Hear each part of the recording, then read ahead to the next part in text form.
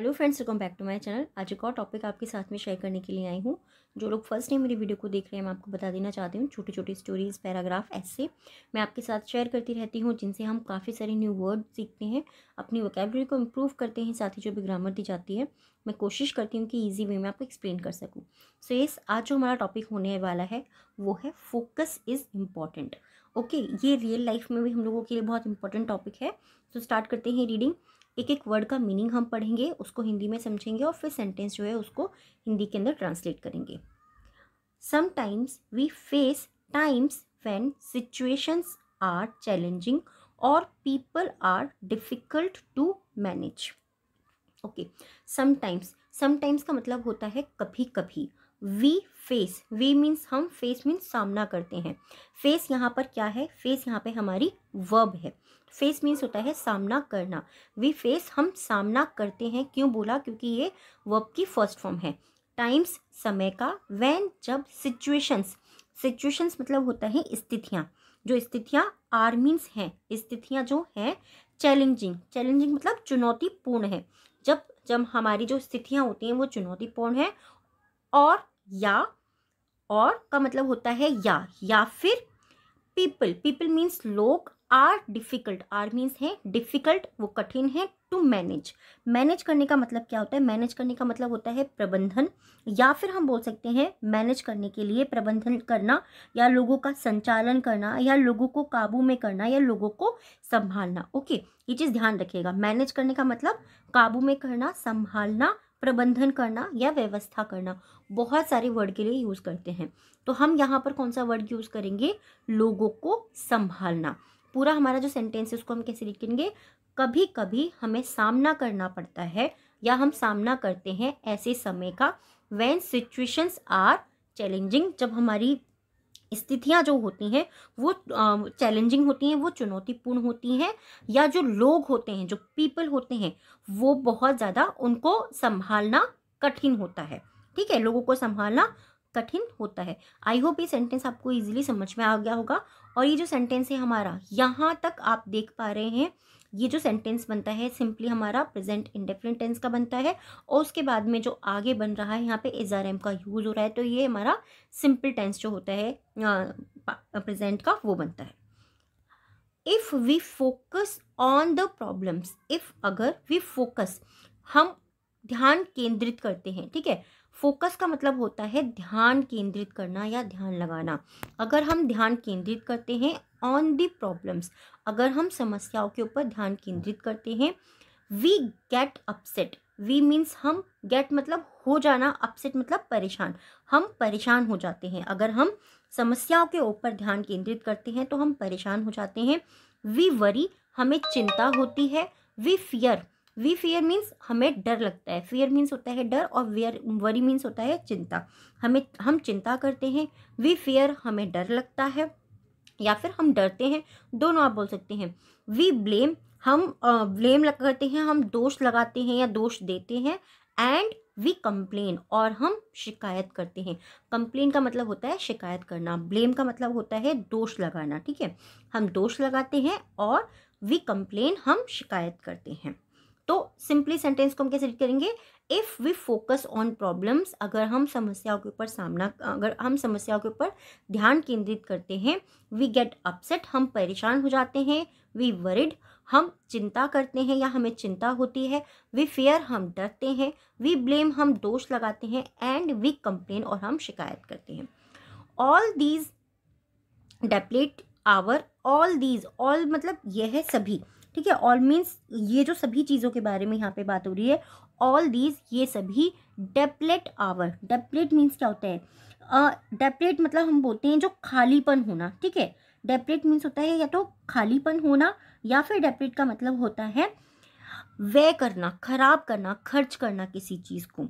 तो all these, ये जो सभी चीज़ें हैं, डेप्लेट आवर, डेप्लेट मतलब खराब करती हैं, बर्बाद करती हैं। आवर मीन्स हमारा एनर्जी को, आवर एनर्जी, वो हमारी जो एनर्जी होती है वो उसको व्यय करती हैं, खर्च करती हैं या खराब करती हैं। एंड और इन अ डेप्लेटेड स्टेट, और इन अ डेप्लेटेड स्टेट, स्टेट का मतलब नॉर्मली राज्य होता है, बट यहाँ पे हम क्या यूज़ करेंगे?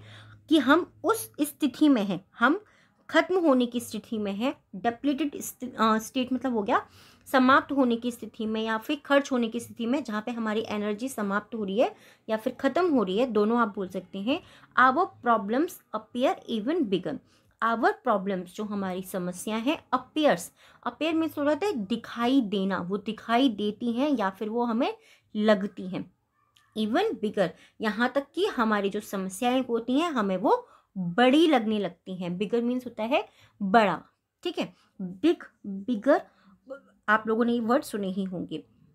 वी नीड, हमें आवश्यकता है। To save our energy, to save मतलब बचाने की, आवर एनर्जी हमारी जो ऊर्जा है हमें उसे बचाने की आवश्यकता है। प्रेजेंट इंडेफिनिट टेंस ही है यहाँ पर, क्योंकि यहाँ पे सिंपली नीड का यूज करा गया है। एंड फोकस, और ध्यान केंद्रित करने की। देखिए फोकस बहुत छोटा सा वर्ड है, इसका हिंदी में मीनिंग होता है ध्यान केंद्रित करना या किसी एक जगह पर ध्यान लगाना, सिंपली, ठीक है। छोटा वर्ड है बट समझने के लिए ज़रूरी है। And focus it on creating solutions, और फोकस करना है, इट मतलब पर, ऑन मतलब पर, क्रिएटिंग सॉल्यूशंस। क्रिएटिंग मतलब क्या होता है, क्रिएट करना, किसी चीज़ को बनाना। तो हमें सॉल्यूशन, समाधान बनाने पर ध्यान केंद्रित करने की आवश्यकता है। आवश्यकता दोबारा क्यों बोला, क्योंकि यहाँ पर नीड दिया हुआ है और ये एक ही सेंटेंस है, क्योंकि यहाँ पे एंड का यूज़ करा है। एंड हमारा क्या होता है, कंजक्शन होता है, जो दो बातों को, दो सेंटेंस को एक ही फ्रेम में ले आता है, ठीक है। आगे रीड करते हैं। Do you often keep talking about your problems more than solutions. Do you, क्या आप, ऑफन मीन्स अक्सर, कीप टॉकिंग, कीप टॉकिंग का मतलब होता है अक्सर बात करते रहना, ठीक है। कीप मतलब रहना, टॉकिंग मतलब करते रहना, बातें करते रहना। क्या आप अक्सर बातें करते रहते हैं, अबाउट मीन्स के बारे में, योर प्रॉब्लम्स आपकी समस्याओं के बारे में। क्या आप हमेशा आपकी समस्याओं के बारे में बात करते रहते हैं। More than solutions, more than से अधिक, सॉल्यूशंस यानी कि समस्याओं से अधिक, क्या आप अपनी प्रॉब्लम, समस्याओं के ऊपर बात करते रहते हैं। समाधान, सॉरी, समाधान से अधिक, सॉल्यूशन मीन्स समाधान, समाधान से अधिक समस्याओं पर बात करते रहते हैं। डू यू, क्या आप करते रहते हैं। And dwell on negative feelings. And dwell, dwell का मतलब क्या होता है, ड्वेल का मतलब होता है अपनी ओर खींचना या अपनी तरफ आकर्षित करना किसी चीज़ को। तो अपनी तरफ जो है आप आकर्षित, जो नकारात्मक भावनाएं हैं उन पर ध्यान करते रहते हैं। तो आप क्या, नेगेटिव जो एनर्जी है, नेगेटिव जो फीलिंग्स होती हैं उन पर, उनको अपनी ओर खींचते हैं। ड्यूरिंग मतलब के दौरान, ठीक है। ड्यूरिंग मीन्स के दौरान। During a crisis, do you get stuck ruminating, thinking and discussing who was responsible.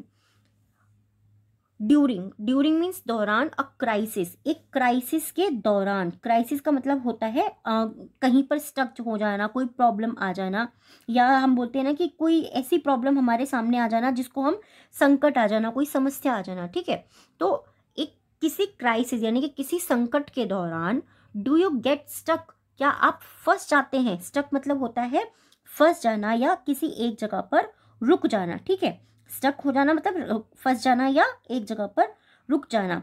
रमलिंग यानी कि जुगाली करते हुए या फिर वहीं पर उसी जगह पर चिंता करते हुए, अपनी जुगलबंदी करते हुए, उसी जगह पर, एक ही जगह पर हम फोकस करते रहते हैं, सिर्फ एक ही प्लेस के ऊपर। थिंकिंग, सोचते रहते हैं।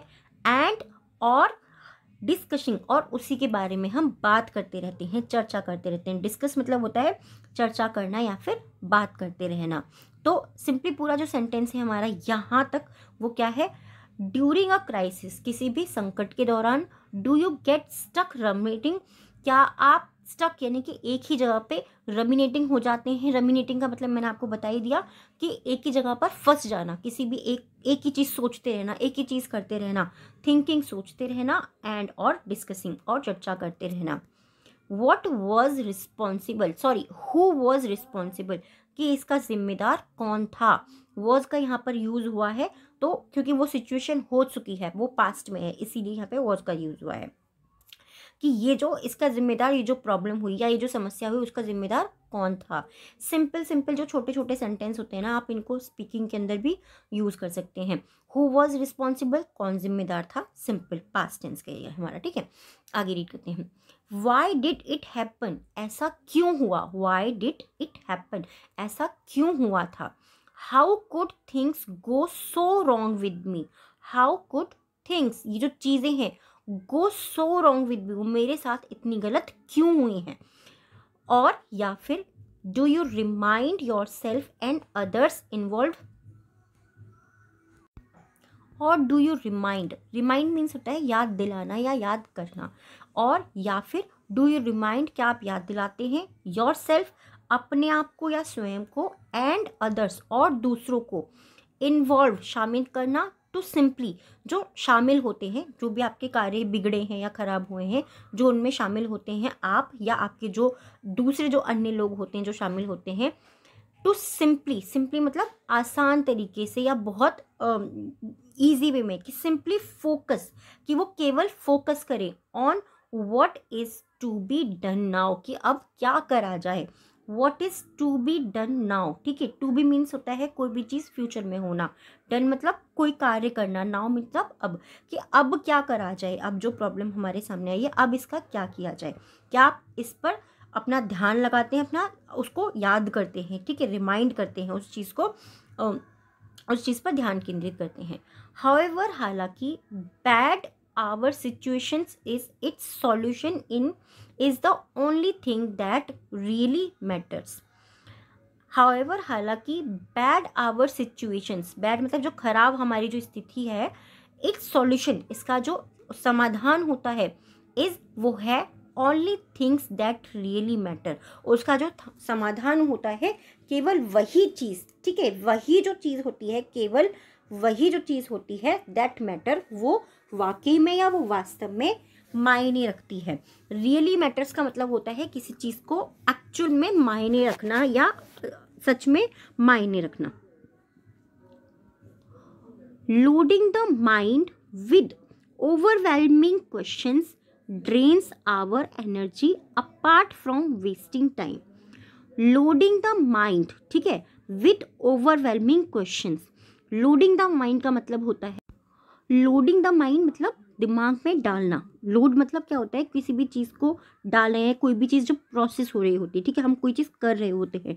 लोडिंग द माइंड, दिमाग में डालना, विथ ओवरवेलमिंग क्वेश्चंस। ओवरवेलमिंग का मतलब होता है कोई भी ज़बरदस्त चीज़, जो ज़बरदस्त क्वेश्चन होते हैं।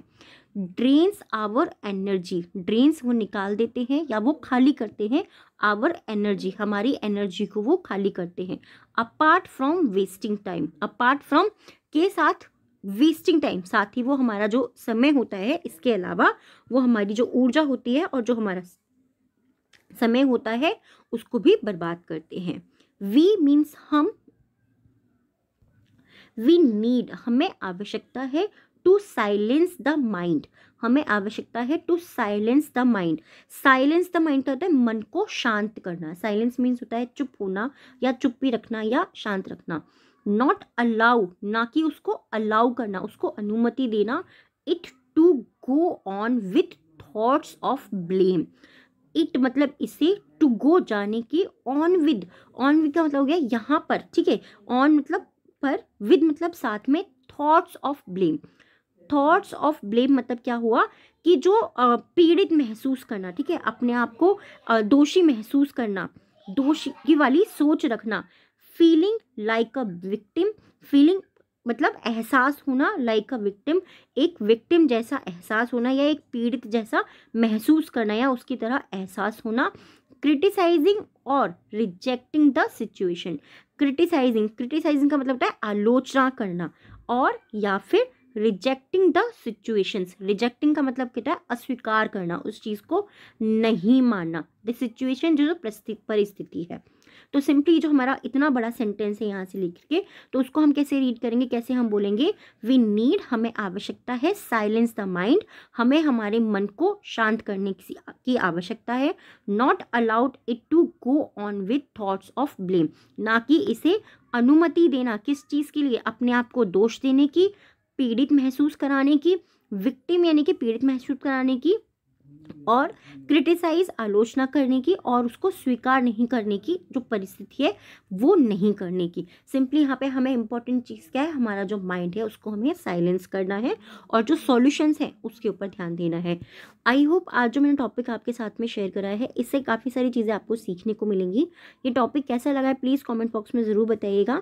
ऐसे ही और भी वीडियोज़ अगर आप देखना चाहते हैं या आप चाहते हैं कोई अलग से टॉपिक मैं आपके साथ में शेयर करूँ, आप मुझे कॉमेंट बॉक्स के अंदर बता सकते हैं। Thank you so much.